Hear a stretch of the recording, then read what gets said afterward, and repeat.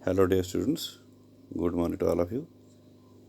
बच्चों, जो आज हमारी क्लास है, क्लास 8 है, सब्जेक्ट हिस्ट्री है। जो हम लेसन पढ़ रहे हैं, लेसन का नाम है फ्रॉम टेयर टू टेरिटरी। जो आज का टॉपिक है हमारा वो है East topic. East India Company comes to east.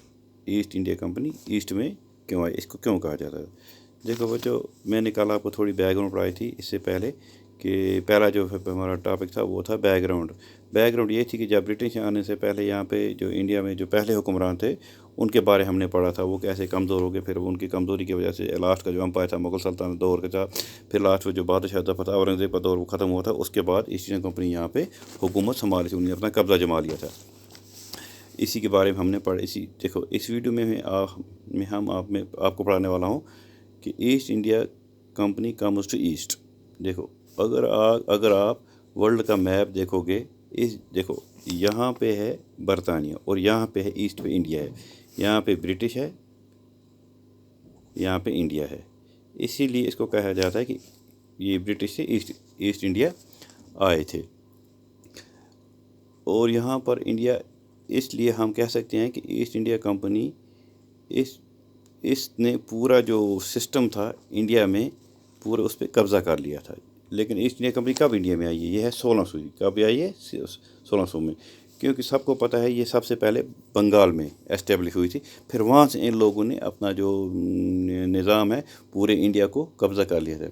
इस वीडियो में आपको पता चलेगा कि ईस्ट इंडिया कंपनी क्यों आई थी और उनके क्या मकसद था, क्या था। बेसिकली सबको पता है, उन्होंने यहाँ पे बेस ट्रेडर बन के आए थे, जो काम करने वाले थे, बिज़नेस करने वाले थे।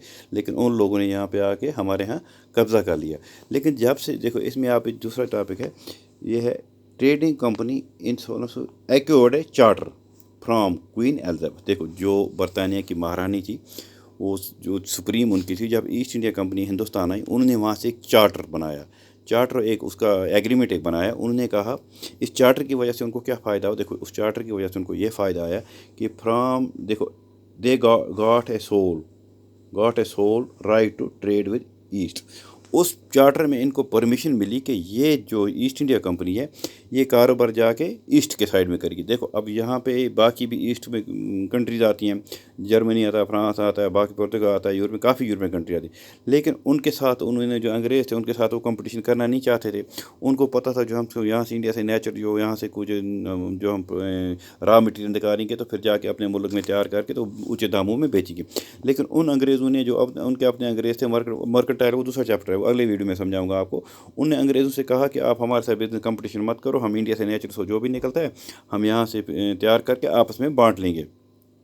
उसी वजह से ये ईस्ट इंडिया कंपनी ने यहाँ पे पूरा अपना कॉलोनियल एस्टेब्लिश कर दिया।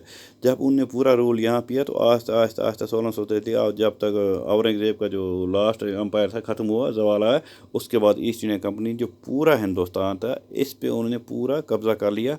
और फिर हमारे साथ वो लगभग कितने साल, 1600 साल से लेके 15 अगस्त 1947 तक हम पे राज करते रहे। क्योंकि हमारे जो इंडिपेंडेंस डे है वो 15 अगस्त 1947, तब तक हम लोगों ने अंग्रेज़ों के खिलाफ लड़ाई लगी। यही जो ईस्ट इंडिया कंपनी थी, इसी के बारे हमने आज पढ़ा। Okay my dear students, stay home, stay safe, till then, good bye.